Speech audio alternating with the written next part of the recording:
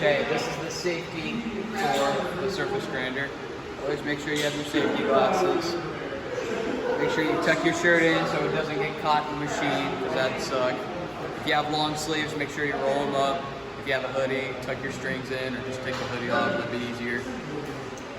When you work the part, when you first start, make sure you stand on the right side instead of the left side, because it shoots sparks that way.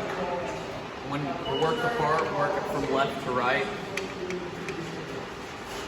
so it doesn't want to throw the part that way. And there is no emergency stop, so you have to be careful about that. And to turn it on, it's this button. And to turn it off is this button. And I think that's about it.